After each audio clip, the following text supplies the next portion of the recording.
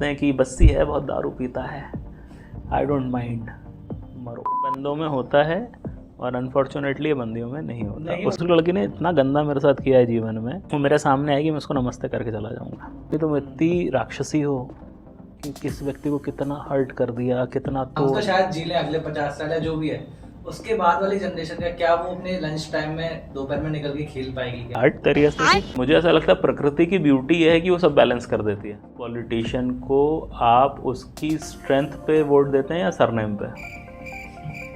Taxation क्यों नहीं होता किसानों का? भारत की जनता मानने को तैयार नहीं हो रही कि मेरे को नियम नहीं तोड़ने। आप सब्सिडीज में दे रहे हैं, वो पैसा आपकी अच्छी सड़क से, अच्छे इंफ्रा से ही जा रहा है। मैं तो चाहता हूँ कि सरकार और पुलिस ये आंकड़ा भी दे कि कितने क्राइम हो रहे हैं, उसमें कितने टाइम आदमी ड्रंक था। क्या बता रहे हो कि माचो वो है जो खुद कहीं भी मुंह मार के आ जाए लेकिन उसकी बीवी को कह दे तू कहीं और नहीं जाएगी। पीपल वर हैप्पी कि उनको गोली मार दी। तो उसका आंसर ये था क्योंकि लोगों को जुडिशरी की स्पीड पे भरोसा नहीं है। देवी कह के दबाया ही है आपने। बोला आप कैरेक्टरलेस नहीं हो सकती, आप दारू नहीं पी सकती, आप दूसरे लड़के नहीं ताड़ सकती, क्यों? आप देवी हो, ये सब हम करेंगे, हम राक्षस हैं। कौन सा ऐसा व्यक्ति है जिसने सबसे गंदा कमेंट किया? उसको मैं पिन करता हूँ और उसके बाद मैं उसकी लेता हूँ। तो मेरे को मेरे पेज पे आके चोमू बोल रहे हो, मैं तुम्हारे बाप को चोमू बोल रहा हूँ। तो मुझसे ये एक्सपेक्ट मत करो कि मैं तुम्हें तुम्हारे लेवल पे ही जवाब दूंगा। बाप दादा खानदान में कहीं भी घुस जाऊंगा। चीज़ें सुनने में है गलत और अभी हमें भी क्रिटिसाइज किया जा सकता है। करें, मरो।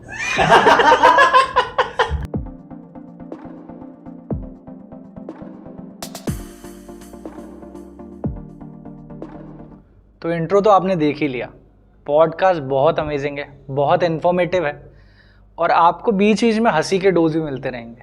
प्रभात सर को आप जानते ही हैं, डिफरेंट टॉपिक्स पर बात करिए, चाहे वो विमेन सेफ्टी को लेकर हो, क्लाइमेट चेंज को लेकर हो या फिर पॉलिटिक्स।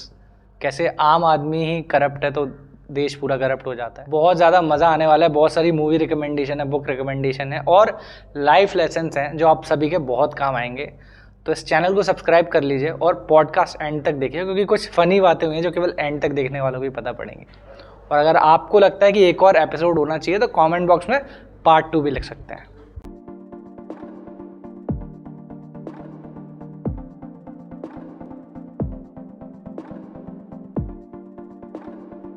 सर आप मेरे ख्याल से 1-2 साल से आप कंटेंट क्रिएशन में ज़्यादा समय हो गया। एज सच कंटेंट क्रिएशन अगर मैं चालू करूं तो स्टोरी नहीं स्टोरीज भी तो लिखी ना। अच्छा। वो भी तो कंटेंट क्रिएशन है। Social media content creation corona, during corona उसके आसपास, हाँ थोड़ा बहुत यूट्यूब चालू किया था और उसके बाद उसके बाद फिल्म्स बनाई, शॉर्ट फिल्म्स वगैरह, कुछ डिजिटल मार्केटिंग वगैरह किया और उसके बाद इंस्टा पे ज़्यादा एक्टिव हो गए। तो हाँ मोटा 3-4 आपके फॉलोअर का सवाल है। अच्छा, क्योंकि अब आपके काफ़ी सारे हो गए हैं। जी 33 के जी, थैंक यू, बहुत बहुत बधाई है। धन्यवाद। आपके जो वर्ड्समैथ वाले उस पे भी 300 के, हाँ 300 के हो गए। और आपके नाम में भोपाल लगा है, हाँ है ना? एक तो उसका रीजन, दूसरा अब आपको लोग भोपाल में शक्ल से भी जानते हैं क्योंकि आप बिल्कुल फेस वाली वीडियो बना रहे हैं जी। तो आपको लोग टकराते भी हैं और मतलब रेगुलरली लोगों से मिलना आपका हो रहा है जी। कल इवेंट में भी हमने बहुत सारे। ठीक है। तो क्या आप पे ये दबाव रहता है कि यार अब मैं एक थोड़ा सा नोन फेस बन गया हूँ तो मुझे क्या मेरे कपड़ों में मैं जैसे पहना था वो सब कुछ चेंज है? एक जेन्युइन सवाल है, क्या मुझे सोच समझ के कपड़े पहन के आना है कि मुझे ड्रेस वेल होना है, मुझे अच्छा देखना है? कतई नहीं, और कभी नहीं होने वाला है। टी शर्ट पहन के आऊँ आपके यहाँ, देख लो आप। ये टी शर्ट आप वो 2-3 टी शर्टें वही चलती रहती हैं अपनी। तो एक एक करके आपको जवाब देता हूँ। पहला आपका सवाल था प्रभात.भोपाल वाला। तो इंस्टा पे जब मैंने पहले पेज बनाया था तो प्रभात.भोपाल के नाम से बनाया था और उस टाइम तो कोई कंटेंट क्रिएशन नहीं था। एक नॉर्मल जो इंस्टा पेज होता है, अपना फ़ोटो आदमी डाल रहा है, इधर घूम रहा है उधर घूम रहा है। भोपाल इसलिए आया था क्योंकि भोपाल से मुझे बहुत प्रेम है। तो क्योंकि मैं उस टाइम जैसे नौकरी भी बाहर कर रहा था गुजरात में, तो भोपाल को बहुत मिस करता था क्योंकि एक होती है ना होम सिकनेस। भोपाल के तालाब से बहुत प्रेम है, बड़े तालाब से जब बाहर जाते हैं तो प्रेम बढ़ जाता है। बिल्कुल बिल्कुल। तो एक रीज़न ये था। अच्छा, उसके बाद जैसे मैंने मेरा यूट्यूब चैनल चालू किया तो उसका नाम था प्रभात पोद्दार। जो बाद में मैंने नॉट अ लॉन्ग स्टोरी किया, क्योंकि मेरी बुक है नॉट अ लॉन्ग स्टोरी, तो मैंने कहा वो ब्रांडिंग हो जाएगी। अब उसमें मैं सोचता रहता क्या बनाऊँ, तो एक दिन सोचा इंग्लिश पे एक बनाऊँगा एक वीडियो। अब उसमें समझ में नहीं आया, तो ऐसे ही आया भोपाल वर्ड स्मिथ, उस स्पेसिफिक सेगमेंट का नाम मैंने भोपाल वर्ड स्मिथ रखा, तो मेरे को अच्छा लगा। तो जब इंग्लिश का, अच्छा उसके बाद क्या हुआ, फिर मैंने फिर इंस्टा पे अपना नॉर्मल आईडी बनाया। अब जब मैं नहीं चल रहा था और अपनी आईडीज़ बना रहा था, तो दूसरी आईडी ने भोपाल नॉलेज हब। अब भोपाल के पीछे लॉजिक ये था, मैंने कहा देखिए कई बार क्या होता है आदमी आइडेंटिफाई नहीं कर पाता आपसे, आप कहाँ के हो, आप कौन हो। मैं ये चीज़ कहीं ना कहीं मार्क जुकरबर्ग से मैंने इंस्पिरेशन लिया। तो जुकरबर्ग साहब ने जब फेसबुक चालू किया था तो उन्होंने अपने डॉर्म में चालू किया था, यानी उन्होंने स्टार्ट किया था फ्रॉम हिज ओन कॉलेज और यूनिवर्सिटी, चल गया दुनिया में चल गया। तो मुझे समझ में कि पहले अपना क्षेत्र जीतना पड़ता है, क्योंकि आज मैंने एक ऐसा कोई चीज़ चालू की जिसको ऑलरेडी बाहर कोई नहीं जानता और मेरे यहाँ भी कोई नहीं जानता। भोपाल सुन के कम से कम भोपाल वाला आदमी कहेगा यार ये शायद मेरा आदमी है, रुकेगा तो ये मार्केटिंग भी है उसके पीछे। मैंने आपसे कहा है हमेशा, मैंने आपसे बोला ही है कि हमेशा की भाई चीज़ों को बहुत प्रैक्टिकली सोचिए आप।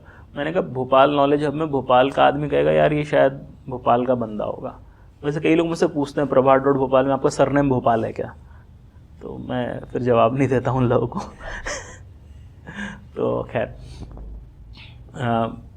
तो एक लॉजिक ये था कि लोग आइडेंटिफाई कर पाएँ, तो एटलीस्ट मैं भोपाल में जीत पाऊँ। और भोपाल में अगर मैं जीत गया, मेरी ब्रांडिंग होगी, तो फिर इंदौर वाले को डिफ़िकल्टी नहीं होगी मुझे रिकॉग्नाइज़ करने में, इंदौर, पुणे, मुंबई किसी को भी नहीं होगी। तो ये किसके पीछे लॉजिक था। अब इंटरेस्टिंगली ये हुआ कि आपको लग रहा है कि मैं भोपाल में फेमस हूँ, मैं भोपाल में नहीं हूँ फेमस। भोपाल में रिलेटिवली बहुत कम लोग जानते हैं, मुझे तो यही लगता है, क्योंकि मेरी मैक्सिमम ऑडियंस भोपाल के बाहर की है। जैसे मैं एग्जांपल दूं, भोपाल के जो फूड ब्लॉगर्स हैं वो ज़्यादा रिकॉग्नाइजेबल हैं, क्योंकि उनके जितने ऑडियंस है वो भोपाल के हैं, क्योंकि उनको पता करना ना भोपाल में कहाँ अच्छा मिल रहा है खाना। अपने में तो कुछ नहीं है, अपने यहाँ तो नेपाल भी है, कनाडा भी है, अच्छा है, मतलब अपने को अपने प्रोफाइल से कोई तकलीफ नहीं है। हाँ, जो आपने कहा कि प्रेशर ये आता है, ढंग के कपड़े पहनने का तो नहीं आता, वो हम क्योंकि कोई पहचानता ही नहीं है तो कोई फ़र्क नहीं पड़ता। हाँ, जिस दिन पहचानने लगे उस दिन फर्क पड़ेगा। थोड़ा अच्छा पहनेंगे नो डाउट, अभी भी ठीक ठीक ही पहन लेते हैं। हाँ, एक्स्ट्रा उस पे नहीं, कंफर्ट को तो मैं कभी छोड़ नहीं सकता, मेरा कंफर्ट टी शर्ट जीन्स है तो वो है। तो शेविंग में ज़्यादा करने लगा हूँ आजकल वीडियोस बनाने में। पहले मैं कुछ भी बनाता था फिर मुझे ही अच्छा नहीं लगा। शेव में भी बहुत प्यारे लगते हैं। मैं क्लीन ही पसंद करता हूँ एक्चुअली। मुझे एक्चुअली ये नहीं था कि किसी का प्रेशर था, मुझे ही अच्छा नहीं लगता था ज़्यादा दाढ़ी वाड़ी, तो मैंने कहा चलो उसको तो थोड़ा कटिंग वटिंग प्रॉपर करो, ग्रूमिंग रिलेटिवली पहले से। ये प्रेशर इस बात का होता है कि आप बोल क्या रहे हैं, इस बात का प्रेशर नहीं है कि आप कैसे दिख रहे हैं, क्या कर रहे हैं, बट ये थोड़ा प्रेशर ज़रूर आता है कि आप जो बोल रहे हैं उसका असर ज़्यादा है, तो कोई उसको गलत वे में ना ले। हाँ, कई लोगों ने प्रेशर डाला अभी रिसेंटली कि बांग्लादेश पे बोलिए, क्यों नहीं बोल रहे हो, या किसी भी केस पे जो कैलकाटा में वो उस पर क्यों नहीं बोला। तो ना बोलने के दो रीज़न है। मैंने बीच में एक आध वीडियो बनाया फिर डिलीट कर दिया मैंने। पहली बात तो ये है कि ये जो स्पेस बनाया है मैंने, ये खुश रहने का है। क्या बात है। हाँ, अगर आदमी आके यहाँ पे भी टेंशन ही देख रहा है, वो तो न्यूज़ पे चली रही है, हर जगह चल रहा है, तो ऐसा नहीं कि मैं सामाजिक मुद्दे नहीं उठाता, मैं वो मुद्दे उठाता हूँ नॉर्मली जिस पे किसी का ध्यान नहीं है। कि इंडिया का फुटबॉल था जिसमें कतर से था और कतर ने चीटिंग करके जीत गया, हम वर्ल्ड कप क्वालिफाइंग से बाहर हो गए, उस पर कोई बात नहीं कर रहा था। मैंने कहा मैं ये बनाऊंगा। भाई पहली बात तो है कि सब बात कर रहे हैं जो भी बांग्लादेश में हुआ। फिर मैंने बांग्लादेश पे बनाया तो लोगों ने कहा अरे आप तो डर गए और ये और वो। तो बात ये है कि तुम्हें वो नहीं सुनना कि मैं जो कह रहा हूँ, तुम्हें वो सुनना जो तुम बोलना चाह रहे हो। तुम चाह रहे हो कि मैं वो चीज़ बोलूँ, क्योंकि इसकी शुरुआत ही इसीलिए की गई थी ना कि हाँ, नहीं आपको मेरी बात सुननी है तो मेरी बात हमेशा एग्रेसिव नहीं होगी। और एग्रेशन करके फ़ायदा क्या होगा सर? भाई अगर मेरी बात सुन के हिंसा और भड़केगी तो मैं वो क्यों कहूँ? मुझे तो वो बात करनी है जिससे हिंसा कम हो, पॉजिटिव माहौल हो। तो आपको लेकिन नहीं, अरे ऐसा कैसे बोल दिया, और मैंने कहा जाने दो, अपन बनाएंगे ही नहीं। तो ये एक दो रीज़न्स है कि मैं थोड़ा सा इन चीज़ों पर अवॉइड करता हूँ। और हाँ, डेफिनेटली अगर आज आपके साथ कहीं बैठा हूँ तो ऑफ कैमरा मैं आपसे कई बातें कर सकता हूँ, ऑन कैमरा कहने में आदमी फिर कहेगा यार ये इनसे ये एक्सपेक्टेशन नहीं थी। अभी सर जैसे सोशल मुद्दों की बात चली रही है, कैसे रहेगा, और वो केवल एक इंस्टेंस है, ऐसे बहुत समय से चला आ रहा है, बहुत ज़्यादा। मतलब ये पता नहीं लोगों को हर बार लगता है ये ट्रिगर पॉइंट है, लेकिन ट्रिगर हमें रोज होना चाहिए कि यार हमारी हम सेफ फील क्यों नहीं कर रहे हैं। किसी ने आज पता नहीं डाला वो डेटा सही है कि नहीं, उनका ये कहना है पिछले 1 महीने में 900 रेप हो चुके हैं इंडिया में। वो डेटा सही है गलत है मुझे नहीं मालूम। और ये वो रेप होंगे जो रिपोर्टेड हैं, जो अनरिपोर्टेड हैं डोमेस्टिक में।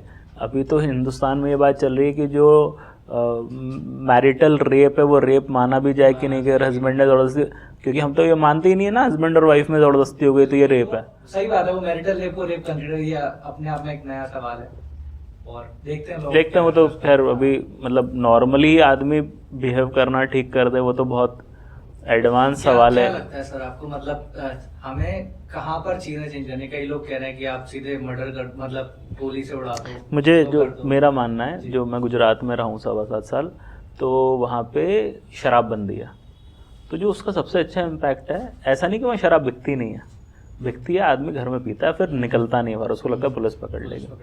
तो मुझे लगता है कि जो मैक्सिमम, ये मेरा क्योंकि आंकड़ा तो अवेलेबल नहीं है, मैं तो चाहता हूँ कि सरकार और पुलिस ये आंकड़ा भी दे कि कितने क्राइम हो रहे हैं, उसमें कितने टाइम आदमी ड्रंक था, क्योंकि आपको पता चलेगा सर, मेरा जो एक अजम्पशन है कि मैक्सिमम क्राइम्स का टाइम आदमी ड्रंक होता है, क्योंकि वो कहीं ना कहीं आपकी सोचने की क्षमता को कम करता है।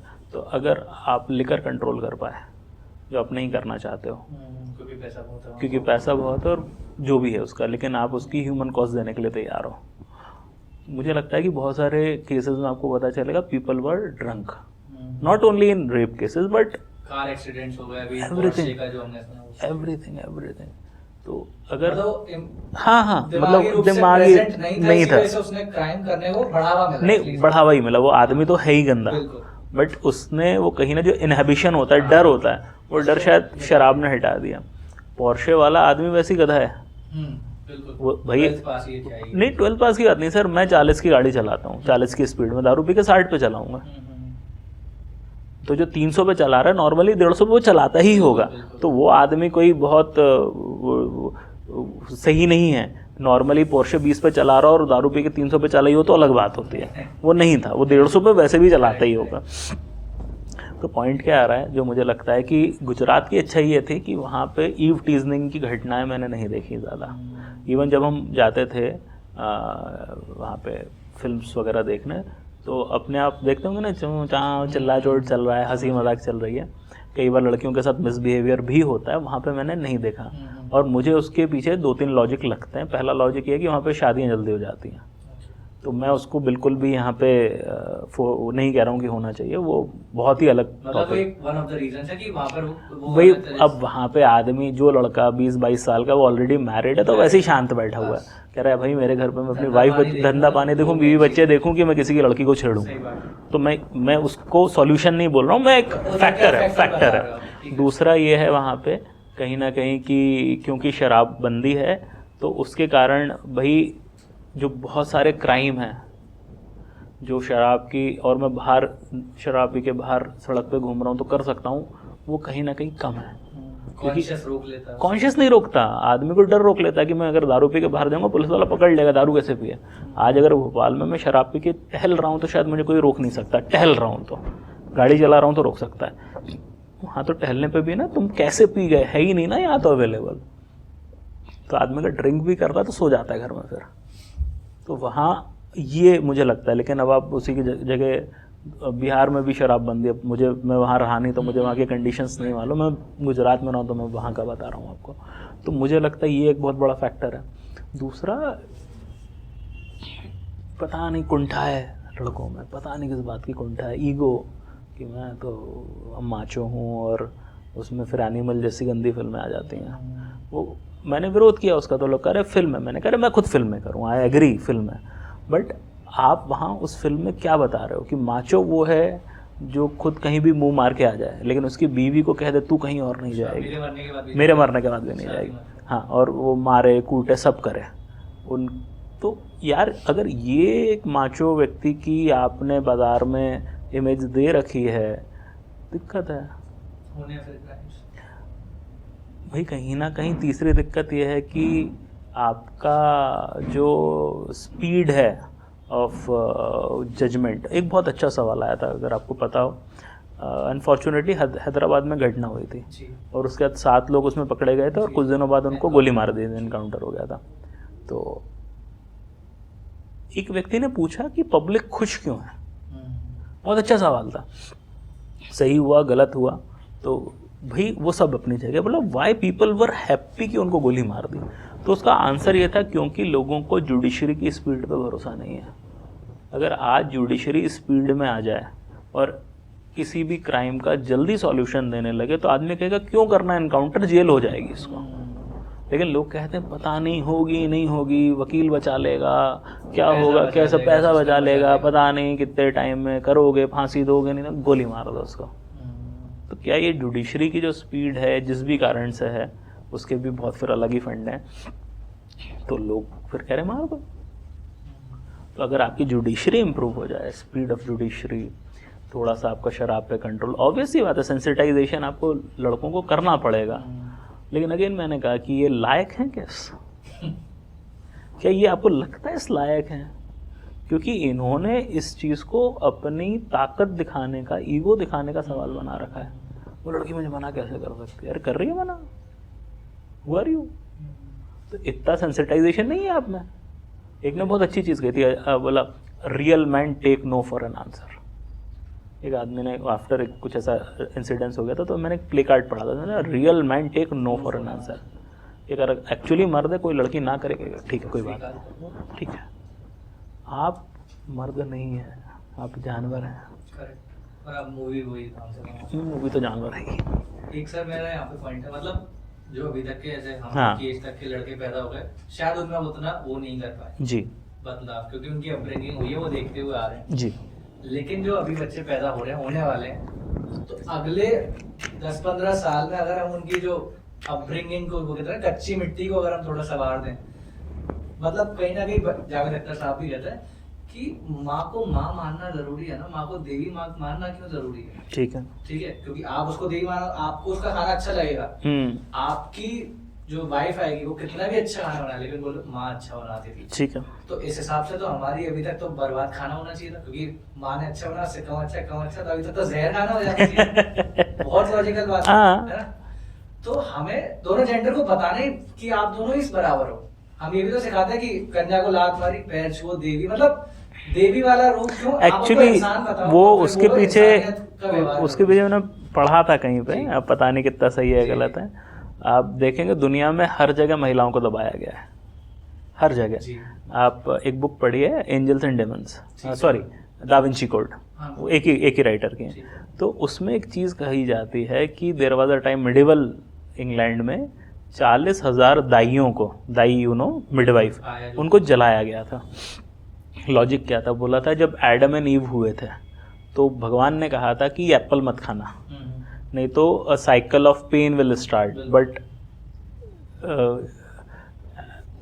ईव के कहने पे एडम ने तोड़ा और खा लिया। तो उन्होंने कहा, तो वहाँ से कहीं ना कहीं ये माना गया कि women is responsible for the all the pains in the world. ये हम अपनी बात नहीं कर रहे, हम ये एक डेवलप्ड नेशन की फिलॉसफी की बात कर रहा हूँ मैं, आपको यूरोप की बात कर रहा हूँ।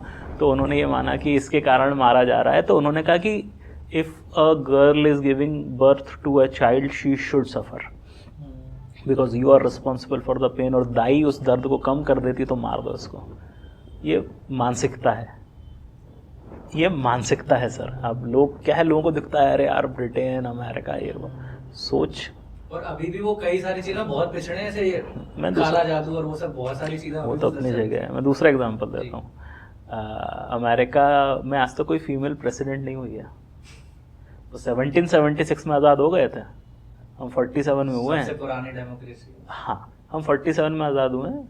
हमारे पास द्रौपदी मुर्मू जी हैं, हमारे पास इंदिरा गांधी जी हैं, प्रतिभा पाटिल जी हैं। हमारे बाजू में 2 हो चुके हैं बांग्लादेश में, खालिदा जिया एंड शेख हसीना, बेनज़ीर भुट्टो इधर हो चुकी है। वर्ल्ड की पहली राष्ट्राध्यक्ष महिला कहाँ से हैं? श्रीलंका से, भंडार नायिका, फर्स्ट फीमेल। तो हम अच्छे हैं यार अंडर डेवलप्ड। अमेरिका में तो आज तक कोई महिला को, क्योंकि कहीं ना कहीं बैक ऑफ द माइंड आपके मन में चल रहा है ना कि she is not worth it. तो हर देश में हर तरीके से, उसका रीज़न भी बहुत इंटरेस्टिंग है। जब वर्ल्ड वॉर हुआ तो पूरे यूरोप के लोग मरे, तो यूरोप में पुरुषों की कमी हो गई, तो देश चलाने के लिए भी महिलाएं थीं। तो यूरोप में आप देखेंगे महिलाएं बन गई राष्ट्राध्यक्ष। अमेरिका वाले सबसे कम हर्ट हुए थे। हाँ, क्योंकि अमेरिका के लोग, अमेरिका में तो युद्ध हुआ नहीं, अमेरिका वाले बाहर लड़ने गए, तो वहाँ पे हानि भी कम हुई, तो बोला वहाँ पे उनका वर्चस्व बना रहा। तो अभी और एक प्रोटेस्ट चल रहा है जी, कि आप अबॉर्शन नहीं करा, इस पे डिबेट चल रही है। हाँ, वो एक राइट टू अबॉर्शन पे एक चल रहा है। वो भी क्योंकि उनके चर्च और उससे बाइबल से रिलेटेड है कि ये तो हाँ, भगवान का काम है, किसी और को पैदा उसमें करना भी है। कुछ शायद सुप्रीम कोर्ट ने शायद इस पर निर्णय दे दिया है, और इवन राष्ट्रपति जो बाइडन थे वो भी इसके खिलाफ थे, लेकिन वो कुछ कर नहीं पाए क्योंकि उनके शायद पावर के बाहर था वो। वहाँ का जो कंजर्वेटिव कल्चर है वो नहीं, कल्चर की बात नहीं होगी ना, यहाँ पे तो लॉ की बात होगी। और औरतें प्रोटेस्ट कर रही हैं उस चीज़ नहीं, देखिए आप समझिए, लॉ समझिए आप। आज भारत में सबसे सुप्रीम क्या है? तो संविधान है। तो कोई भी ऐसी चीज़ नहीं बन सकती जो संविधान सम्मत ना हो। अगर भारत में इस प्रकार का कोई नियम आएगा तो हम उसको किससे कैलिब्रेट करेंगे? हम संविधान से कंपेयर करेंगे। संविधान में अगर ये कहेंगे ये तो गलत है, तो गलत हो जाएगा।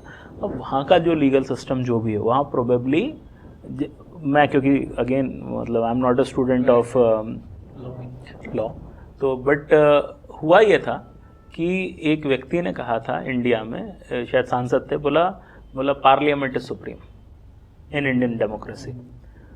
तो किसी ने करेक्ट किया था, बोला था नहीं, not here, parliament is not supreme, constitution is supreme, parliament is supreme in Britain.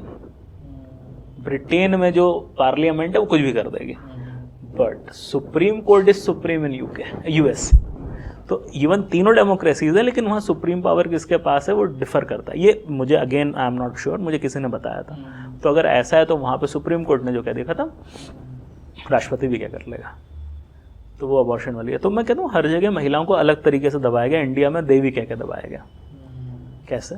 आप तो देवी हो, आप तो कुछ गलत नहीं करोगी, हम तो वो हैं, हम तो राक्षस हैं, हम तो कहीं भी मुँह मारेंगे, हम तो दारू भी पियेंगे। हमने कहीं ना कहीं कॉम्पेंसेट किया कि हम आपको थोड़े उम्र बड़ी है, कुछ नहीं, देवी कह के दबाया ही है आपने। बोला आप कैरेक्टरलेस नहीं हो सकती, आप दारू नहीं पी सकती, आप दूसरे लड़के नहीं ताड़ सकती, क्यों? आप देवी हो, ये सब हम करेंगे, हम राक्षस हैं। तो वे टू लोग आटो का ताज लगा दिया। एग्जैक्टली, ये किसी का कहना था।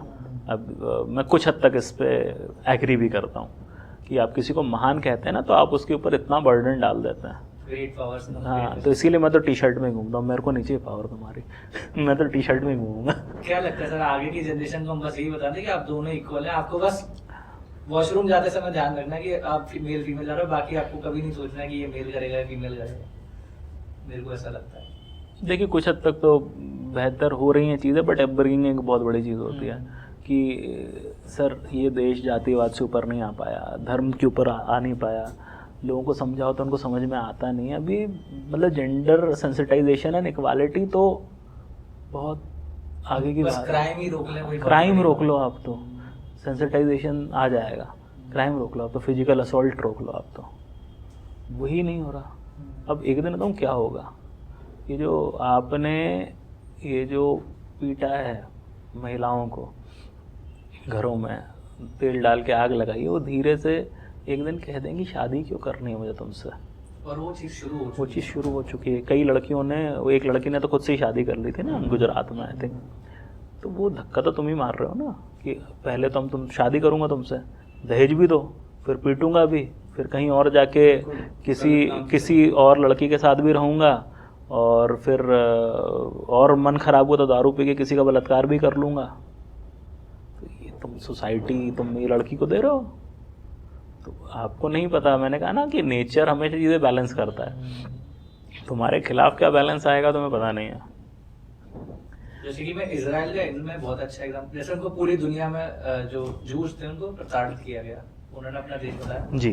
अब वो कहीं से पता भी पड़ रहा था कोई अटैक करे उससे पहले वो अटैक कर देते हैं। उनका तरीका है। हमारे एक भी व्यक्ति की जान बहुत कीमती है, आपका पूरा देश खत्म कर देंगे। देख ही रहा हूँ ना, एक ही साइड से वो कहाँ कहाँ पे बम फेंक रहा है, हर तरफ तो बम फेंक रहे हैं वो, और उसके बावजूद मतलब one who has been oppressed by others, वो दूसरों को कभी ना कभी या तो बहुत ज्यादा एग्रेसिव हो जाएगा, देखो या तो खत्म हो जाएगा, हाँ।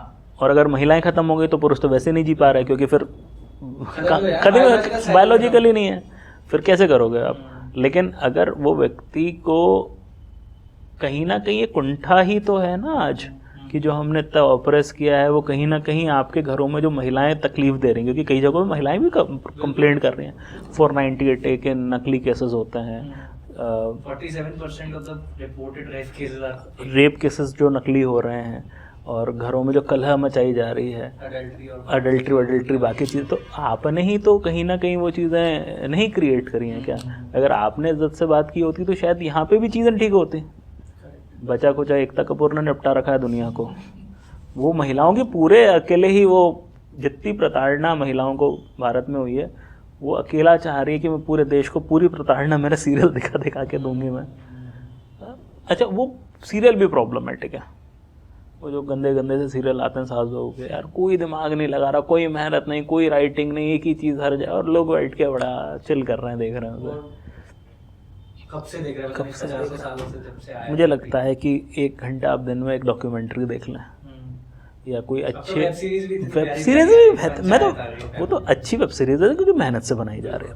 भाई आप YouTube पे बहुत अच्छे वो हैं चैनल्स हैं, स्टडी IQ की आप चर्चा कर रहे थे, या थिंक स्कूल है, बहुत सारे पॉडकास्ट अच्छे हैं, किताबों की समरी सुन ले, लेकिन आपको वही देखना है कि आज मेरी हीरोइन के साथ क्या अत्याचार हुआ है। अरे ऐसा आपको लग रहा है वो आपकी मेंटालिटी के लिए अच्छा है? कहीं से नहीं है। कुछ 5 या 10 भी बोल सकते हैं, कोई ऐसी 10 किताबें 5 किताबें जो हर बंदे को अपना, अगर इंसान का जीवन मिला तो उसको पढ़ना ही चाहिए। चलिए, आज सुबह चर्चा हो रही थी तो मृत्युंजय बहुत अच्छी किताब है ना, वो कर्ण के जीवन पे है, और उसमें अलग अलग जो पात्र हैं महाभारत के, वाकई अपना अपना पर्सपेक्टिव देते हैं। कर्ण देते हैं, विकर्ण देते हैं, कृष्ण देते हैं, पांडव में आई थिंक अर्जुन देते हैं बस, आई थिंक, बाकी कुंती देती हैं, दुर्योधन देता है। वो किताब आप पढ़ेंगे तो आपको दुर्योधन का पर्सपेक्टिव समझ में आएगा, और आप कहेंगे यार इतना गलत आदमी नहीं था, लेकिन आप पढ़ना पड़ेगा आपको। जो मैं बहुत हाईली रिकमेंड करता हूँ, एक दूसरी हिंदी किताब है, वो है चित्रलेखा। अमेजिंग किताब। एंडिंग बस मुझे अच्छी नहीं लगी उसकी, बहुत ही मतलब वो, बट उसमें 2 व्यक्ति हैं, एक गुरुजी के शिष्य हैं, और वो एक दिन जाके पूछते हैं अपने गुरु से, गुरुजी पाप क्या है? तो गुरु कहता है जीवन भर सोचता रहा पुण्य क्या है, कभी सोचा ही नहीं पाप क्या है। तो वो उन 2 लोगों को 2 अलग अलग लोगों के अंडर काम करने के लिए भेजता है। तो एक मुनि है और दूसरा दरबारी है ना, चंद्रगुप्त के दरबार में, और उसकी जो बंदी को पसंद करता है वो चित्रलेखा, वो डांसर है। जो लॉजिक्स पे बात हुई है, सो अमेजिंग, मज़ा आएगा आपको पढ़कर। नॉवेल है। ये 2 हिंदी की किताबें तो मैं बहुत रिकमेंड करूँगा। इंग्लिश में गॉडफादर मुझे अच्छी लगी काफ़ी, वो पढ़ के मेरा गुस्सा ख़त्म हो गया, काफ़ी कम हो गया। रिच डैड पुअर डैड, कि पैसे के साथ व्यवहार क्या होना चाहिए। फिर एक है प्रिडिक्टेबली रैशनल। प्रिडिक्टेबली, देखिए आप आदमी या तो रैशनल बिहेव करता है या रैशनल करता है। नॉर्मली रैशनल करता है, लेकिन कभी कभी रैशनल करता है। वो किताब बताती है ऐसी कौन कौन सी सिचुएशन है जहाँ पहले से जानते हैं रैशनल करने वाला है। मैं एक एग्जांपल देता हूँ। आप कभी खाना खाने गए, लेट से आप पाव भाजी मन था, आप अपने मित्रों के साथ जा रहे हो कि पाव भाजी खाऊंगा। अब आपके पहले अगर किसी ने पाव भाजी ऑर्डर कर दी, तो कभी हुआ आपको मैं पाव भाजी की जगह कुछ और मंगा लूँ? बहुत लोगों के साथ होता है, जबकि आप उसके साथ शेयर भी नहीं करने वाले थे। It is a rational behaviour. तो वो नहीं, उसका लॉजिक दिया है उसने कि बोला ऐसा, या एटलीस्ट आपको पहले से मालूम है कि अगर आप चाहते हैं आदमी पाव भाजी ना खाए तो उससे पहले 3 लोग पाव भाजी मंगा लीजिए। तो आपने मैनिपुलेट कर दिया उसको। द फंडा ऑफ मिक्सोलॉजी, ये पढ़नी है आपको, कहीं मिल जाए। ये किताब मैंने पढ़ी थी बहुत लो एक्सपेक्टेशन के साथ, probably one of the finest books. ये बताती है कि ये पढ़ के आपको रिग्रेट शायद जीवन में बंद हो जाए। वो किताब द आइडिया द फंडा ऑफ मिक्सोलॉजी। हाँ, मिक्सोलॉजी, ये बुक ढूंढिएगा, शायद नहीं नॉवल है, अच्छा। पतली सी नॉवल है, कहानी क्या अमेजिंग कहानी। तो ये बहुत अच्छी किताब है। और हाँ, मुझे लगता है कि प्रकाश अय्यर सर है, ये इंडियन राइटर हैं, उनकी छोटी छोटी मतलब एनेक्डोट्स की 3-4 किताबें वो पढ़िए आप, बहुत बढ़िया है। रश्मि बंसल की किताबें हैं जो बिज़नेस के ऊपर हैं, जो अलग अलग बिजनेसमैन से वो डिस्कशन करती हैं। और भी होंगी, अभी दिमाग में इतनी आ रही हैं। और मूवीज, क्योंकि आप हाँ, मूवीज और कुछ वेब सीरीज आपको और बता दीजिए। मुझे लगता है मेरी जो फेवरेट ऑल टाइम मूवी है वो है ज्वेल थीफ, देवानंद, हिंदी वाली। वो है फिल्म स्टाइल और जो सस्पेंस और जो गाने, मतलब ये लगता है कि ये बनी है अपने यहाँ की सबसे क्लास फिल्म। और DDLJ तो खैर है ही, बहुत पसंद है। इसके अलावा मुझे कौन सी पसंद है, एक इंग्लिश फिल्म है जो मैं सबको रिकमेंड करता हूँ, किसी दिन सुसाइडल हो जाएं आप, होता है आदमी, तो इट्स अ वंडरफुल लाइफ, 1947 की है आई थिंक। और मतलब वो जिस दिन आदमी बहुत डिप्रेस हो ना, उस दिन वो किताब उसको देखनी चाहिए, वो फिल्म देखनी चाहिए। इसके अलावा बहुत हैं सस्पेंस थ्रिलर फिल्म्स, बहुत हैं। और अच्छी कौन सी हैं, एक हाँ, शैल वी डांस बहुत अच्छी है। शैल वी डांस पे कुछ हद तक इन्होंने आजा नचले कुछ हद तक उसको उठाया था, बट मुझे बहुत पसंद है शैल वी डांस।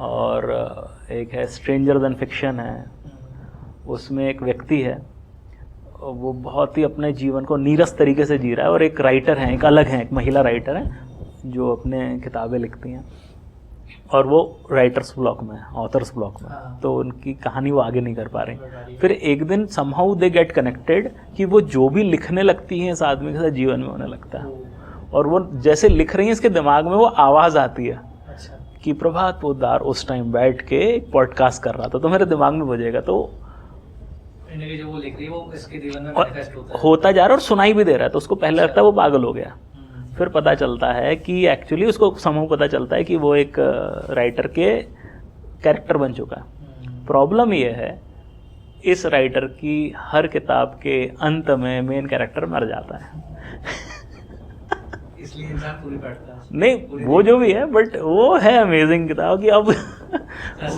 सस्पेंस मान लीजिए अब बहुत अच्छी है। तो ये मुझे बहुत पसंद है। 12 एंग्री मैन, ये देखनी है आपको फिल्म। 12 एंग्री मैन पे हिंदी में बनी थी एक रुका हुआ फैसला।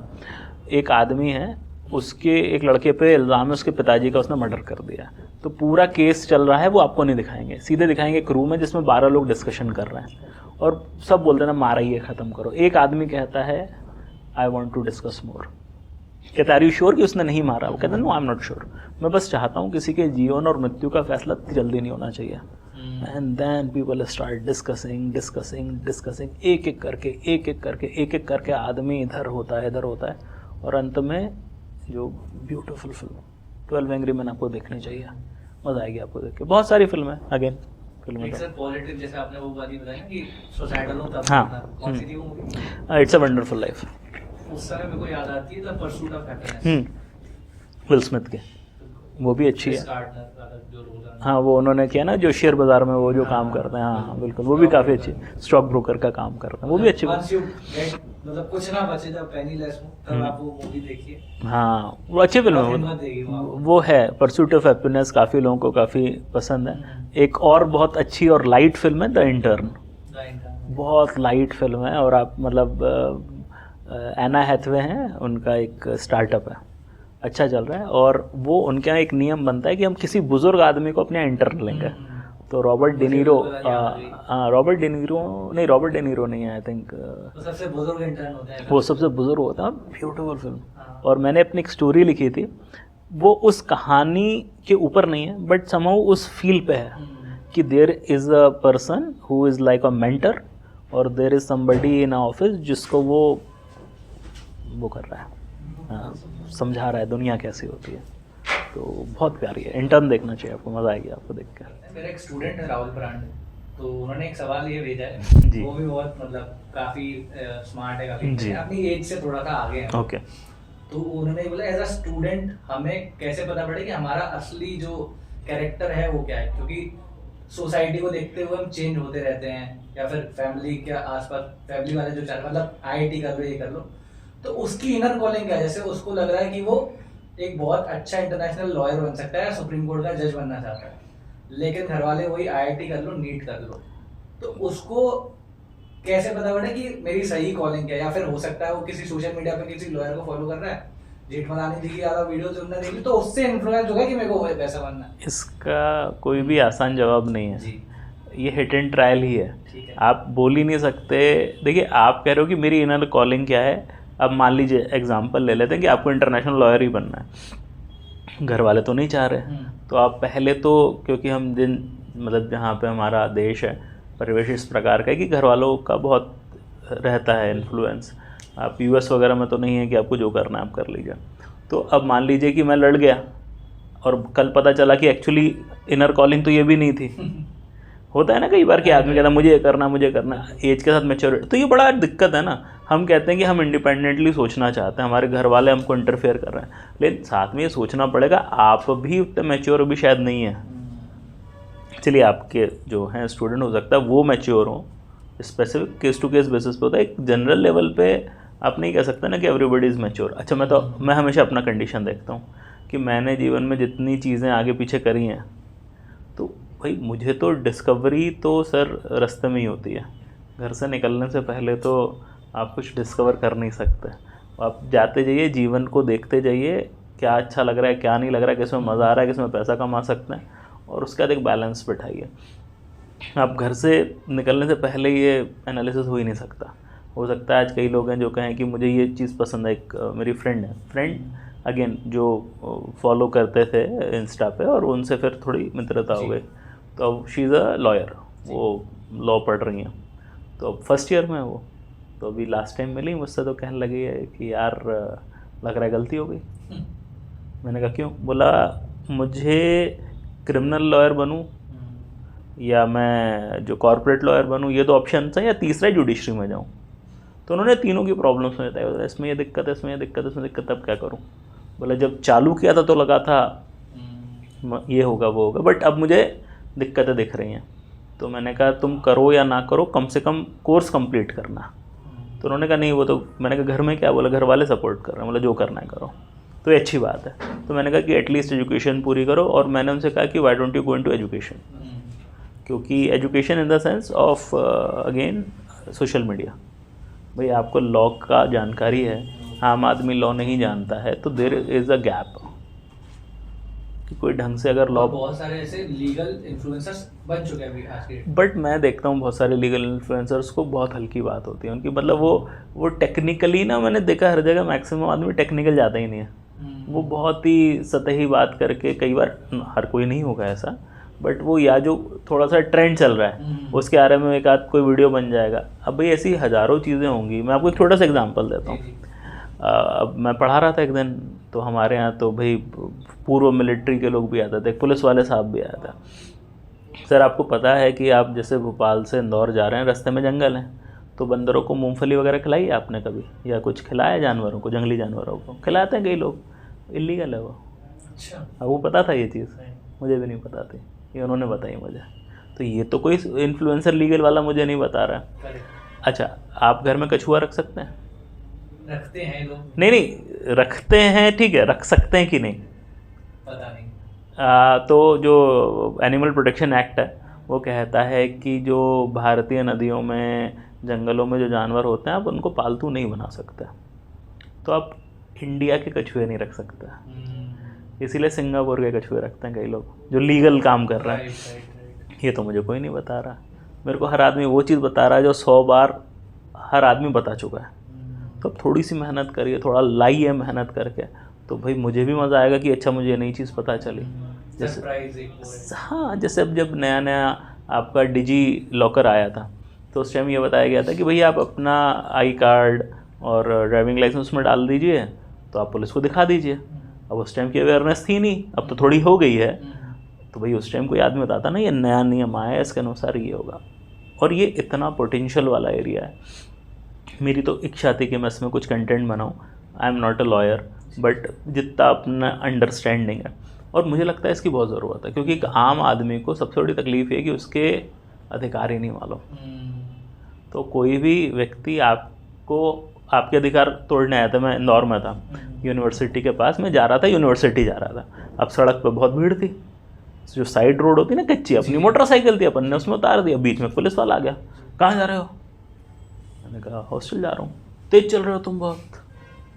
अच्छा, मैं पूरे टाइम सोच रहा कि कौन सा नियम टूट गया, क्योंकि उस टाइम हेलमेट नहीं पहना था, और हेलमेट वहाँ उस टाइम वो भी नहीं था, नेसेसरी भी नहीं था। नहीं ये अच्छा, आई वॉज कंटिन्यूसली थिंकिंग कि क्या कच्ची रोड पे बाइक चलाना इलीगल है, क्योंकि मैं सोच रहा हूँ पुलिस वाले ने रोका। अच्छा, कंटिन्यूस 5 मिनट 7 मिनट सोच रहा हूँ, और मैंने कहा अच्छा अंकल क्या हुआ बताइए। बोला नहीं वो, फिर मैंने कहा नहीं क्या हुआ सर बताइए। और जब 2-3 बार पूछा और उसने जवाब नहीं दिया, मैंने कहा कुछ नहीं टूटा है, he is just trying to assert his position, और उसको लग रहा है कि अब मैं बस इस पर क्या करूँ, बोझा डाल के इससे कुछ करवा लूँ। तो मैंने भी कहा, फिर मैंने धीरे से उसको इनडायरेक्ट खूल दी। मैंने कहा बताइए ना सर क्या हुआ, मैं बाजू में यूनिवर्सिटी के हॉस्टल में ही रहता हूँ, यहीं का स्टूडेंट हूँ। तो मैंने इनडायरेक्टली उसको समझाया कि अगर आप कुछ गलत करोगे तो probably a lot of university students में कम, कोई नहीं आने वाला था क्योंकि अपने दोस्त ऐसे ही नहीं कि आएंगे लड़ाई करेंगे। तो उस टाइम उस पर फिर प्रेशर बिल्ड हुआ, लेकिन गलत है ना ये। मेरे को ये प्रेशर मैं बिल्ड करूँगा तो आप पीछे हटोगे अपना गलत काम करने से। भाई आप गलत कर रहे हो ना, किसी आदमी ने नियम नहीं तोड़ा है। और मैं पूरे टाइम अच्छा, क्योंकि मैं थोड़ा सा सोच रहा था कि क्या कुछ गलत हुआ क्या, लेफ़्ट साइड से ओवरटेक, ये वो सब कर रहा। मैंने कहा यार कच्ची सड़क पे मुझे नहीं लगता मोटरसाइकिल चलाने में कोई प्रॉब्लम है, लेकिन अगर एक व्यक्ति आपके ऊपर बहुत ज़्यादा एकदम से डाल देगा यार ये तो तुम इलीगल काम कर रहे हो, और आप सख्ते में आ जाते हो। अच्छा, आपको किसी ने बताया नहीं नियम कायदा क्या है, तो प्रोबेबली हैं बहुत अच्छे गैप्स हैं। मैं इनको अच्छे गैप्स मानता हूँ, क्योंकि एज अ कंटेंट क्रिएटर आप बहुत सारे आइडियाज मिलने वाले हैं कंटेंट क्रिएटर। इसका छोटा सा एक मैं भी उदाहरण देना चाहूँगा। अभी रिसेंटली क्या हुआ, कई बार तो ऐसा हुआ है कि मेरे घर से मैं 200 मीटर चला हूँ, चौराहे पर ही गाड़ी पकड़ ली। तो पिछले कुछ सालों से ऐसा भी चल रहा था कि वो चाबी पे हाथ रख ले, चाबी निकाल रहे थे। हाँ। अभी रिसेंटली फिर और मेरे को पता पड़ गया था कि ये चाबी निकालने वाला काम इलीगल है, वो नहीं कर सकते, उनको अधिकार क्षेत्र में ठीक है ना। तो कह रहा चार्ट में कर, नहीं कर रहा हूँ। तो मैं मतलब मैंने सोचा पहले मैं चाबी निकाल लूँ, ये चाबी को हाथ भी नहीं लगा, तो मैं चाबी निकाल के मुंड लगा, और उतना वो घूम नहीं पा रही थी। मैंने दोबारा लगाई, उसने चाबी पे हाथ रख दिया, मैंने उसके हाथ पे हाथ रख लिया। तो वो कह रहा है ये क्या कर रहा है, नहीं देगा चाबी। मैं कहता चाबी तो नहीं दे सकते।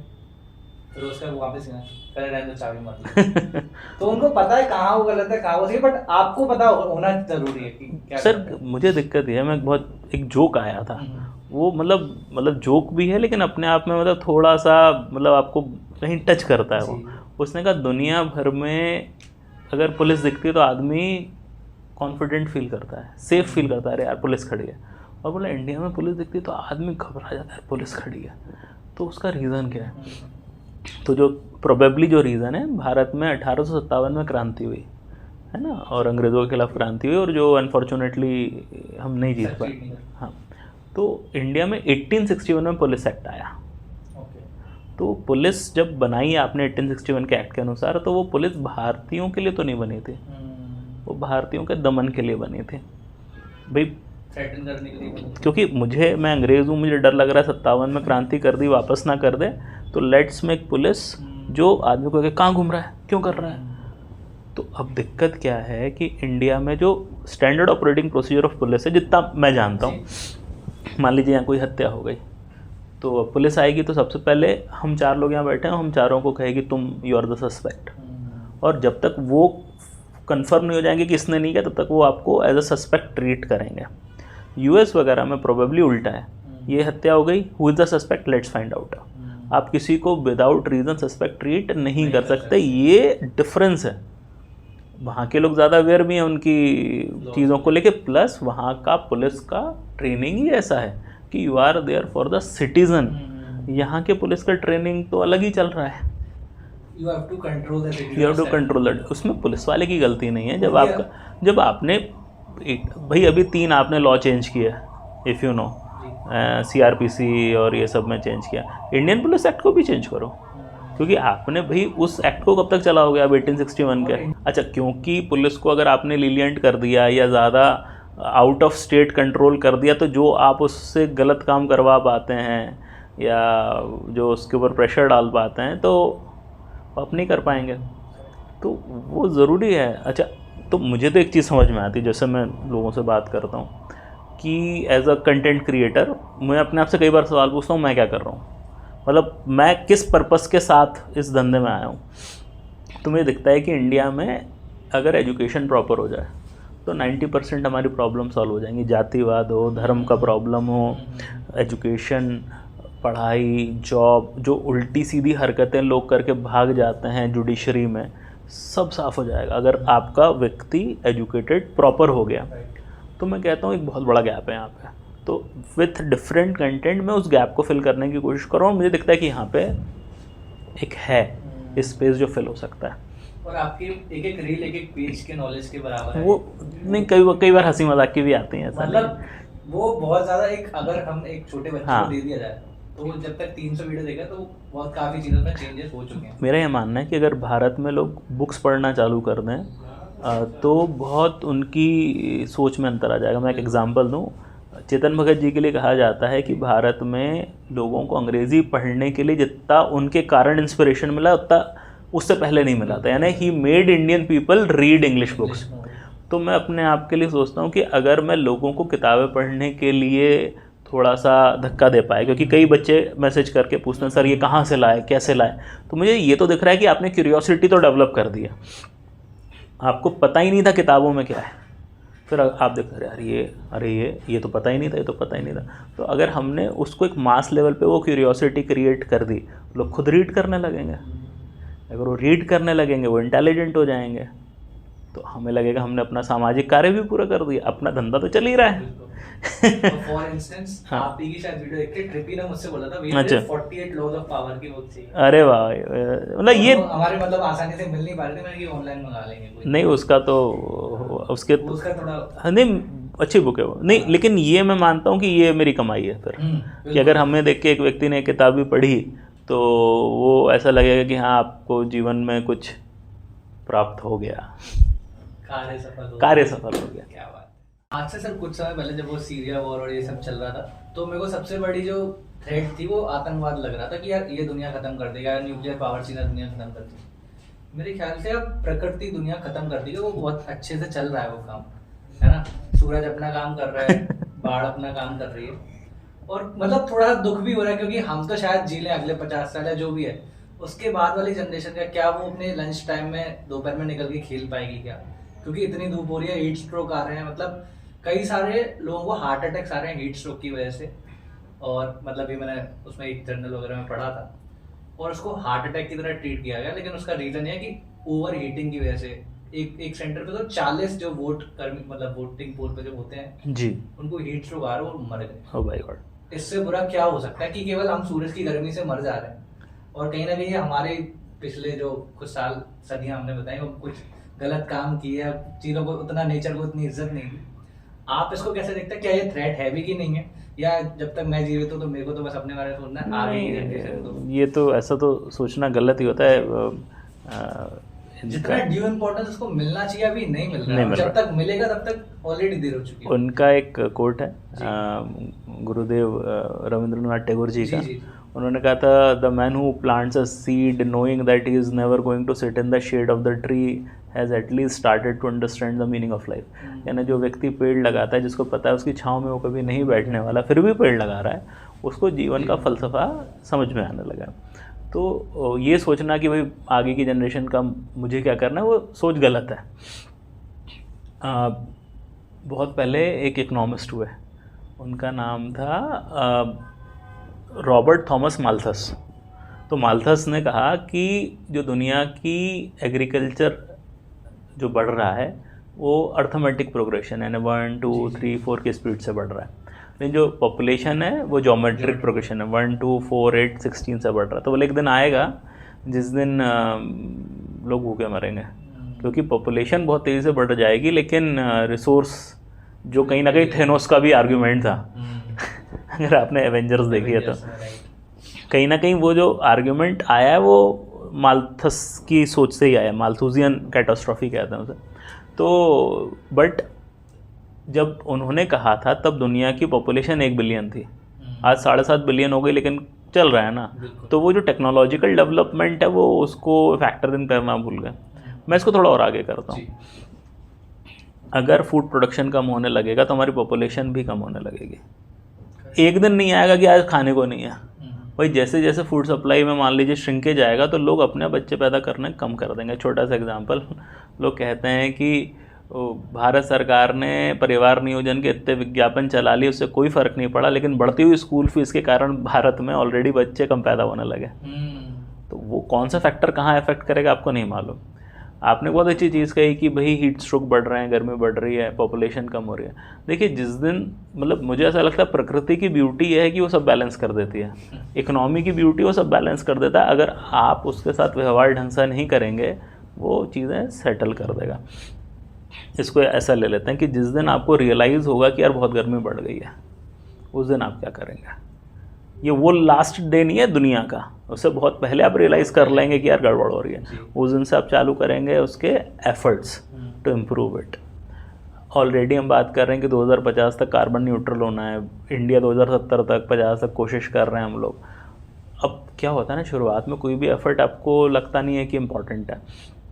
धीरे धीरे जब आपको असर दिखेंगे, आज और आप और हम ये चर्चा कर रहे हैं तो इसका मतलब है कि लोग सीरियसली ले रहे हैं। कम ले रहे हैं लेकिन लोग ले रहे हैं। कई लोग पहले तो मानते ही नहीं थे कि एक्नॉलेज तो कर रहे हैं। तो हो सकता है कि हमारे टाइम में वो एक्नॉलेजमेंट थोड़ा कम है, 10 साल बाद और बढ़ जाएगा। क्योंकि आप ऐसा मानते हैं सर कि ये जो क्लाइमेट चेंज है उससे आपकी बहुत जगहों पे प्रोडक्टिविटी ख़राब हो रही है। आप बाहर निकलने की बात कर रहे हैं, आपकी क्रॉप पैटर्न्स चेंज हो रहे हैं। आपके बहुत, अब एक बहुत छोटा सा एग्जाम्पल है, आपने एक चीज़ देखी होगी कि बाढ़ जैसी स्थितियाँ हो जाती हैं आजकल बारिश में। तो क्या आजकल बारिश ज़्यादा हो रही है क्या? ग्लेशियर्स नहीं, वो तो मैं तो बात कर रहा हूँ शहरों की। हम तो ग्लेशियर्स तो समुद्र की बात हो गई। भोपाल में या कहीं पे भी अब देखते हैं बारिश ज़्यादा होती है, बाढ़ से स्थितियाँ हो जाती हैं बेंगलोर में। तो ऐसा क्यों हो रहा है? तो भाई इसका रीज़न प्रोबेबली सीमेंटेशन है। आपने सीमेंटेशन बहुत कर दिया तो पानी एब्जॉर्ब भी नहीं हो रहा ज़मीन में। अच्छा, उसके कारण नीचे का वाटर लेवल कम हो गया। जो धीरे धीरे पानी नीचे जाता था तो आपका ग्राउंड लेवल वाटर बढ़ जाता था। बेंगलोर बहुत अच्छा एग्जांपल है। बेंगलोर बहुत अच्छा एग्जांपल है। सीमेंटेशन के कारण एक तो पानी एब्जॉर्ब नहीं हो रहा तो बाढ़ हो रही है, नीचे पानी नहीं जा रहा तो वाटर लेवल कम हो रहा है। तो इसका वो क्या है, इसका सॉल्यूशन क्या है सर? वही रिफॉरेस्टेशन तो आगे क्या दो, डीसीमेंटाइजेशन। हाँ, तोड़ो पहले, ये सीमेंट तोड़ दो और एक आध देश में चालू हो गया। आज अपन ने फिर डिस्कस कर ली ये चीज़। तो आप सीमेंटेशन पे ध्यान दीजिए थोड़ा सा, हर जगह मत लगाइए सीमेंट। भाई कई जगहों पे तो ये स्थिति हुई कि पेड़ के आसपास इतनी पास में आपने सीमेंट लगा दी कि पेड़ को ही पानी नहीं मिला। जबकि नियम है कि 3 फीट या 1.5 फीट का कुछ होता है उसका रेडियस, उसमें आपको नहीं करना है। तो भाई आप, क्योंकि यार बारिश ज़्यादा होने लगी क्या, या बाढ़ एकदम से ज़्यादा क्यों आने लगी? बारिश तो पहले भी होती थी, चलो इंटेंसिटी कम ज़्यादा हुई होगी। अब आपने देखा कि कई जगहों पे बांधों पे असर आ रहा है। बांध के कारण आपने आई थिंक जो एक ट्रेजेडी हुई थी केदारनाथ में, तो भाई वो उसमें क्यों हुई थी? क्योंकि बादल फटा, पानी एकदम से बढ़ा तो उसका जो बांध था उस पर प्रेशर आया, वो टूट गया। Something like that happened. तो बांध कमज़ोर कैसे हुआ?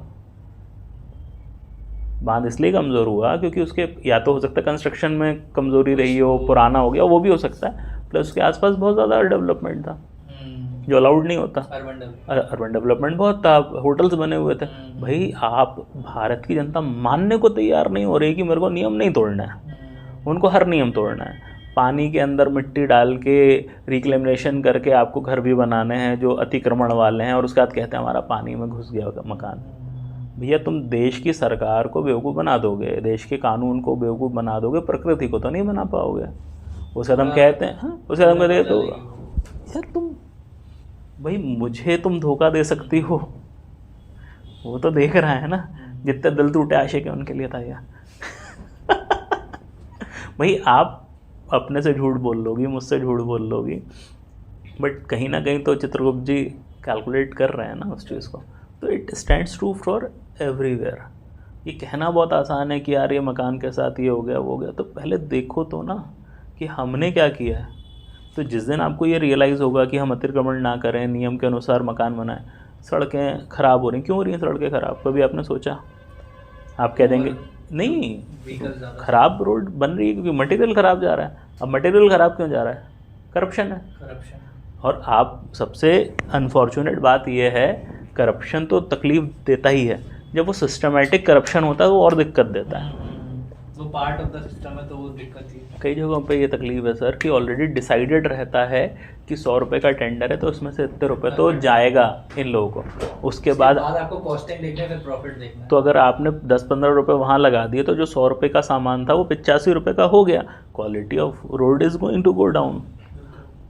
तकलीफ ये है कि कल बांध भी ऐसे बन रहे हैं, पुल भी ऐसे बन रहे हैं, पावर स्टेशन भी प्रोबेबली ऐसे बने, एयरपोर्ट्स ऐसे बन रहे हैं। दिल्ली का गिर गया साहब, आप बताओ।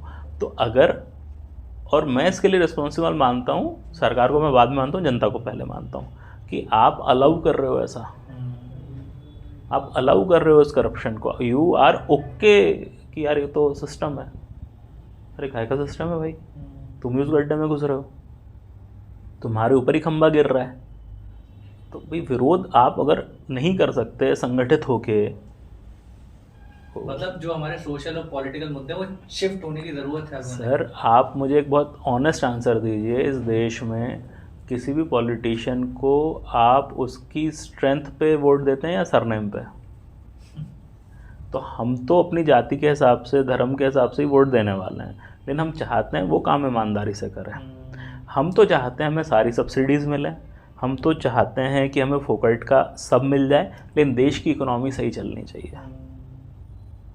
तो सर नहीं चल सकती वो, हमें पहले अपने आपको चेंज करना है, फिर हम अपने पॉलिटिशियन को एक्सपेक्ट कर सकते हैं। एक आदमी ने बहुत अच्छी चीज़ कही सर, उसने कहा, मैं किसी पॉडकास्ट में देख रहा था, बोला कर्नाटका गवर्नमेंट ने 5 सब्सिडीज़ वगैरह कुछ अनाउंस की थी, आई थिंक जब वो इलेक्शन जीते थे। जी। बोला अब दिक्कत ये हो गई कि पूरा पैसा कहाँ चला गया, सब्सिडीज़ में। अब आपके पास इंडस्ट्रियल डेवलपमेंट के लिए पैसा नहीं है, सड़कों को ठीक करने का पैसा नहीं है। भोपाल में स्थिति रही है सर, बीच बीच में कई देर तक वो बिजली नहीं आती थी, रास्ते में जो रहते हैं ना आपके वो लाइट रहती है जो स्ट्रीट लाइट्स, क्यों बोला सरकार ने बिजली विभाग को पैसा नहीं दिया, उन्होंने बिजलियाँ काट ली। सोच लो आप। इशू ये है कि जब आप सब्सिडीज़ में बहुत पैसा देते हैं, ऐसा नहीं है I am talking about only Congress, MP में लाडली लक्ष्मी योजना चल रहा है, उसमें हाँ हर जगह चल, महाराष्ट्र में चल, फ्रीबीज चल रहा है। What you are not realizing कि जो पैसा आप सब्सिडीज़ में दे रहे हैं वो पैसा आपकी अच्छी सड़क से, अच्छे इंफ्रा से ही जा रहा है। तो कल को जब बिजली नहीं होगी उस जगह पे जहाँ पे स्ट्रीट लाइट होनी चाहिए और जहाँ सड़क में गड्ढा होगा, आपका गाड़ी ही वहाँ पे एक्सीडेंट में जाएगा। और क्योंकि डॉक्टर भी कम होंगे, क्योंकि उनका पैसा भी आपको फ्री में मिल रहा है, तो मृत्यु भी आपके और आपके परिवार के लोगों की ही होगी। जो 1000-2000 के आप मज़े में आप आ रहे हैं, जो आप पेस्ट्री खा रहे हैं वो एक बहुत इंपॉर्टेंट पीस ऑफ केक है जो आपका वहाँ से छूट रहा है। अपॉर्चुनिटी कॉस्ट है, मतलब अगर आपका वहाँ पे मिल रहा है तो कुछ बहुत इंपॉर्टेंट आपसे ले लिया जाए। तो मैं कल रोस्ट दिख रहा था जी, इनका अनुभव सिंह बस्सी का। जी।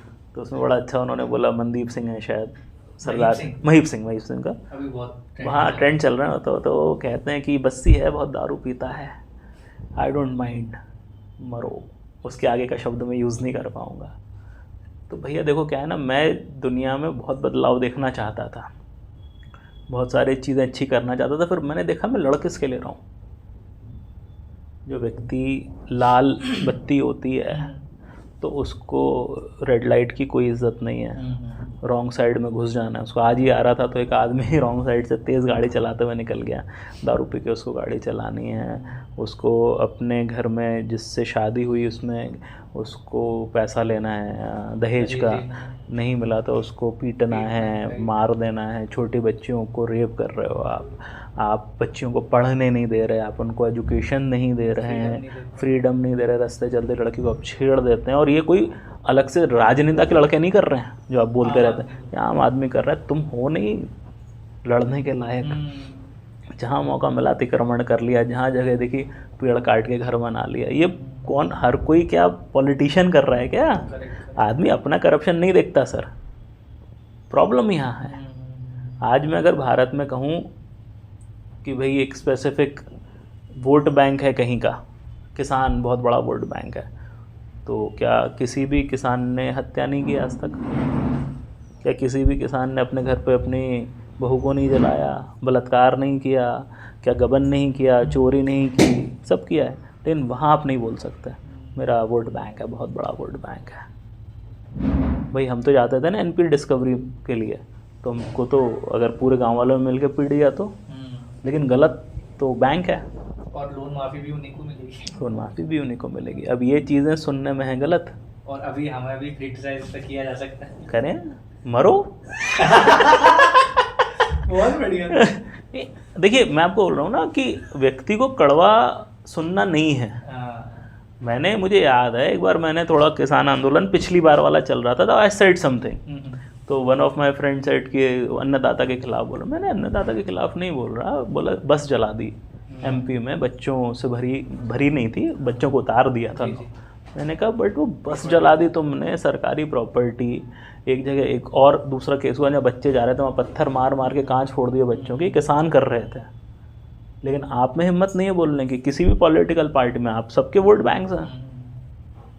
टैक्सेशन क्यों नहीं होता किसानों का? मेन सर आधे से ज़्यादा लोगों को यही नहीं पता है। आप कहते हो नहीं एग्जाम्प्ट है, आप कहते हैं क्योंकि उनका बहुत रिस्की है। मैं एग्री करता हूँ, तो जो 50 लाख रुपए साल के कमा रहे हैं उनसे ले लो भाई। मैं तो अगर नॉर्मल आदमी, मेरे तो 8 लाख के ऊपर मेरा टैक्सेशन चालू है। जो जा पा रहे हैं उसी वजह से तो जा पा रहे हैं। आई am not talking only about Punjab, I am talking about all over India. कई किसान होंगे जो 50 लाख रुपए एनुअली कमा रहे होंगे ऑन अ कंसिस्टेंट बेसिस। उनको किस बेस पे टैक्स एग्जम्पशन है? और ये आज से नहीं है मेरे मन में, ये बहुत टाइम से चल रहा है। इसमें भी सर कई सारी, अगर आप वेयर हाउसिंग भी करवा रहे हो क्योंकि वो एग्रीकल्चर रिलेटेड है, वो तो भी नहीं वो तो फिर सरकार को देखना है। और ये क्या है, स्टेट गवर्नमेंट पे छोड़ दिया जाता है आपको टैक्स। ऐसा कुछ नहीं है सर, कोई टैक्स नहीं मांगेगा क्योंकि वो वोट बैंक है। क्योंकि मैं 50 लाख वाले से भी मांगूंगा तो वो कहेगा किसान पे अत्याचार हो रहा है। वो जो 20,000 रुपये महीने का कमा रहा है या 5,000 रुपये महीने का कमा रहा है, वो उसके नाम की दुहाई देगा और ये टैक्स नहीं भरेगा। और जो 5,000 रुपये महीने वाला ये नहीं समझ पाएगा कि उसका यूज़ करके कि कोई और फ़ायदा उठा रहा है। मरो भाई। मैं आपको बताऊँ ना, मन क्यों ख़राब होता है? मन यही ख़राब होता है कि आप जिनके लिए लड़ना चाहते हो वो एक्सप्लॉइट होना चाहता है। वो रेडी है तो मरो। मैं क्या करूँ आप बताओ। छोटा सा कोट है, हाँ, मतलब जो कहते हैं ना, समझदार इंसान कौन होता है या क्या कहता है, A wise man once said nothing, तो मरो। नहीं, बात सर बुरा यही लगता है कि जो व्यक्ति एक्सप्लॉइट हो रहा है उसको दिख नहीं रहा कि वो एक्सप्लॉइट हो रहा है। आज हमने किसानों के खिलाफ नहीं बोला, लेकिन अब लोग यही कहेंगे तुम किसानों के खिलाफ हो, क्योंकि अंडर एजुकेटेड होने की दिक्कत यही है। आज मुझे बताओ, आप कहते हो एक किसान है वो रिस्क उठाता है, भाई रिस्क दूसरा आदमी नहीं उठा रहा, स्टार्टअप वाला नहीं उठा रहा रिस्क, नौकरी वाले प्राइवेट सेक्टर वाला रिस्क नहीं उठा रहा, कल उसकी नौकरी चल तलवार लटकती है उसकी। तो ऐसा नहीं, मैं मानता हूँ किसानी में ज़्यादा रिस्क है, एग्री करता हूँ, और उनको अगर टैक्स बेनिफिट्स हैं तो वो ठीक है।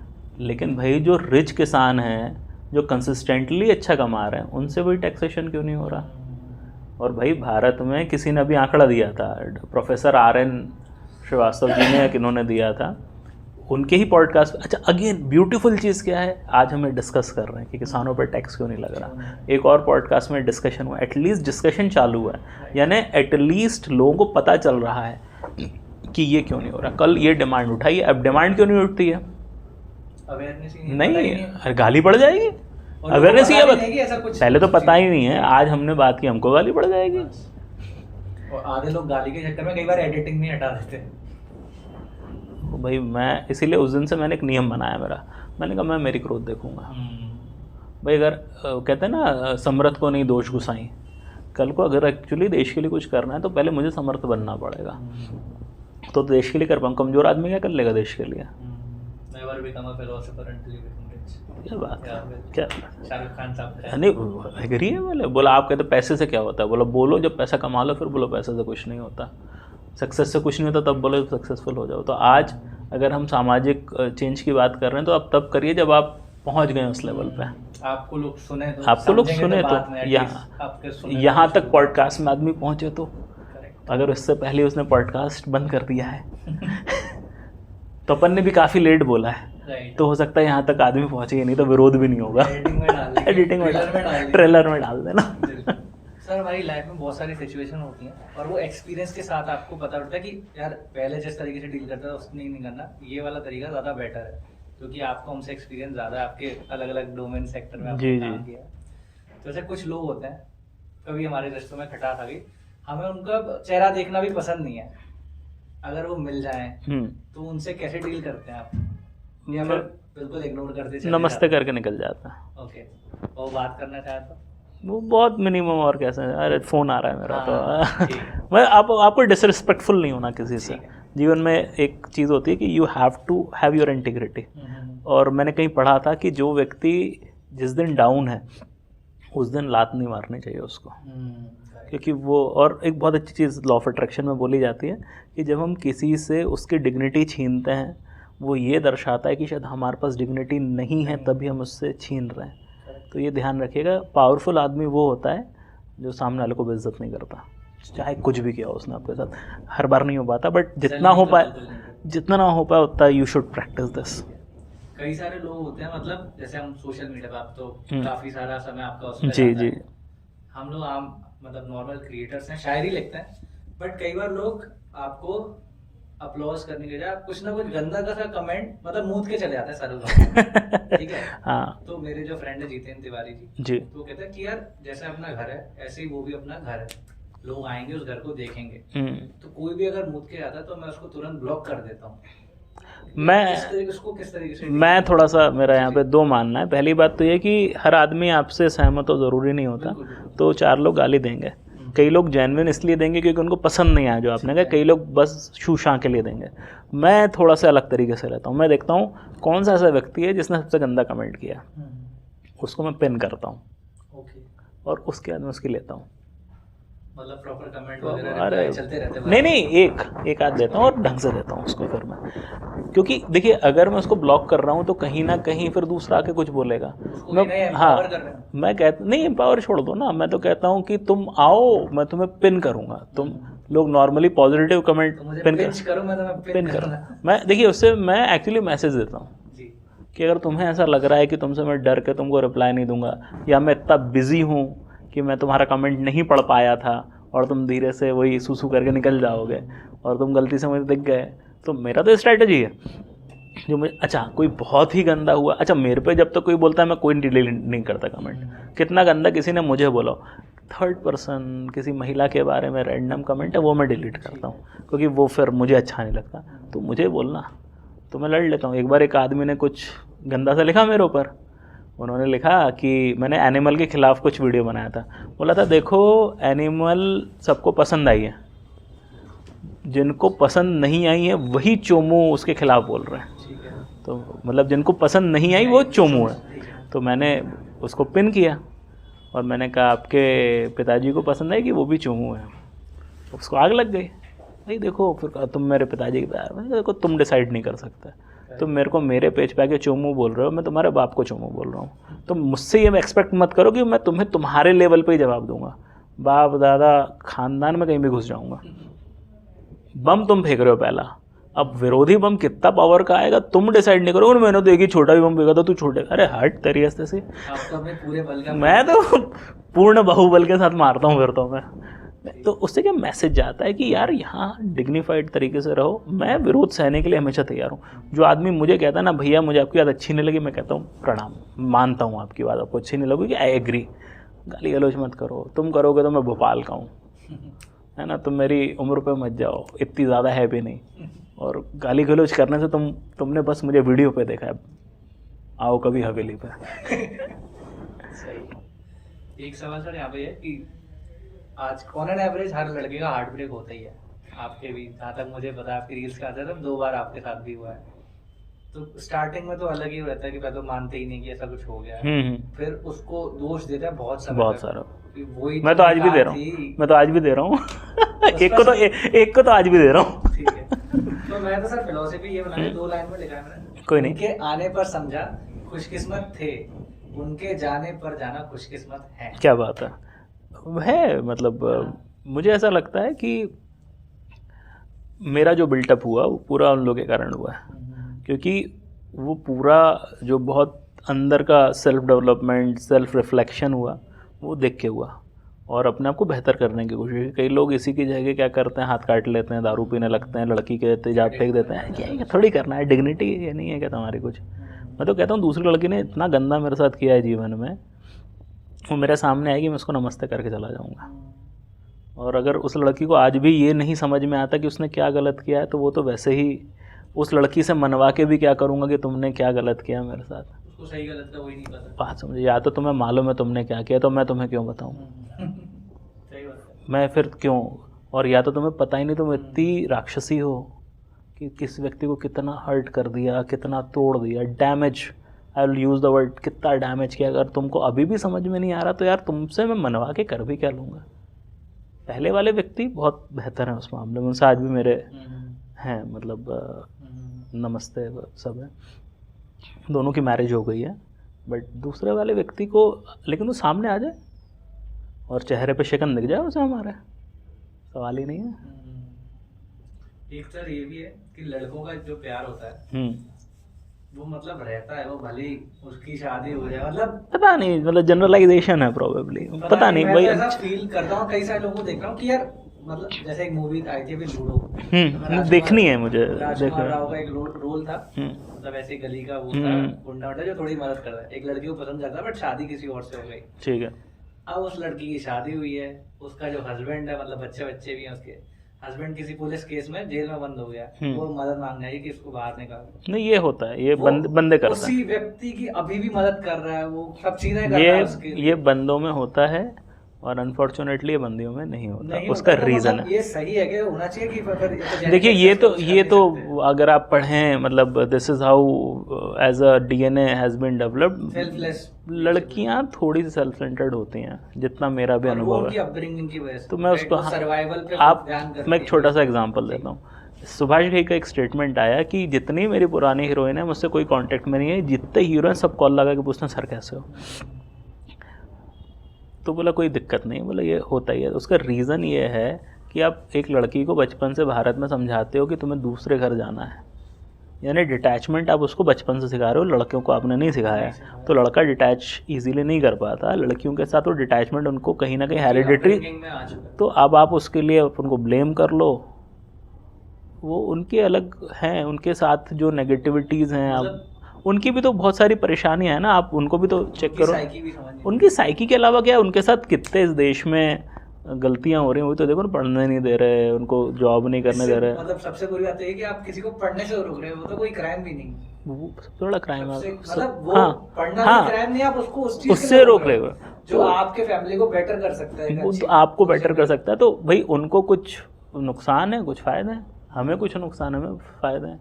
बट हाँ, मतलब हो सकता है। देखिए, लेकिन इसका मतलब ये नहीं कि लड़के धोखेबाज नहीं है, लड़कों ने बहुत हैं साहब, और लड़कियां ऐसी नहीं है जो किसी के चक्कर में ज़्यादा हर्ट नहीं हुई हो। तो हाँ, तो वो एक प्रोबेबली रेशो ऊपर नीचे हो सकता है, लड़कों का ज़्यादा और लड़कियों का कम हो। जनरलाइजेशन मुझे नहीं लगता करना चाहिए, क्योंकि कई लड़कियां होंगी जो जेन्युइनली आज भी हर्ट होंगी और याद करती होंगी, और but I don't think so we should generalize. और मूवीज आजकल बता रहे हैं ठुकरा के तेरा प्यार मेरा इंतकाम, उसको पॉजिटिवली लीजिए ना आप। मैं वही बोल रहा हूँ, आप कुछ ऐसा बन के दिखाइए कि उसको रिग्रेट हो, यार ये कैसे हाथ से निकल गया। यस, ये एम्पावर करिए अपना, दारू पी के ट्रक के नीचे मत आइए, यू डू समथिंग बेटर ना। ट्रक बनाने की फैक्ट्री खड़ी है, उसके वाले को उड़ाएंगे अपन। उसके वाले की जॉब छीनेंगे। On that note, आपको कैसा लगा? मेरे को बहुत अच्छा। सफर द पॉडकास्ट, हमारे पॉडकास्ट का नाम है, आपको मैं बताना भूल गया क्या? अच्छा, हाँ, सफर द पॉडकास्ट। ओके, कि कैसी आपकी जर्नी रही और उसी के बारे में बात करते हैं। नहीं, अच्छा मज़ा आया, और मुझे ऐसा लग रहा है काफ़ी लंबा हो गया होगा शायद आपको। हो गया, लेकिन मेरे को पता है ऑडियंस को बहुत मजा आएगा। होपफुली पार्ट 2 भी करेंगे अगर ऑडियंस कहती है। बिल्कुल है ना, क्योंकि जैसा कि आप कहते हैं कि हमें वो नहीं बोलना है जो हम बोलना चाहते हैं, ऑडियंस क्या पसंद कर रहे हैं, ऑडियंस बोलेगी तो हम सेकंड, ऑडियंस बोलेगी तो सेकंड जितने, बिल्कुल हम भी इसकी सीरीज निकाल देंगे। बिल्कुल, डन। चलिए, thank you so much sir. आप अगर कुछ नहीं प्रमोशन कर दें कि आप इनका चैनल जी, मैं अभी इनका मैंने 3 AM क्लब है और वहाँ पे स्टैंड अप हुआ था, तो उसमें सर ने बहुत ग्रेसफुली बुलाया था, तो कल स्टैंड अप में आए, बहुत मज़ा आया। आज फिर पॉडकास्ट हुआ है और अच्छा पॉडकास्ट रहा। तो मैं चाहूँगा कि जो अच्छी क्वालिटी का सामान कंटेंट बनता है, कहीं भी बनता है, उसको सपोर्ट करना चाहिए, और do subscribe to the channel. And if 3 AM club का प्रोग्राम आपके शहर में हो रहा है तो आपको पार्टिसिपेट भी करना चाहिए। थैंक यू, बहुत अच्छा लगा। Same year.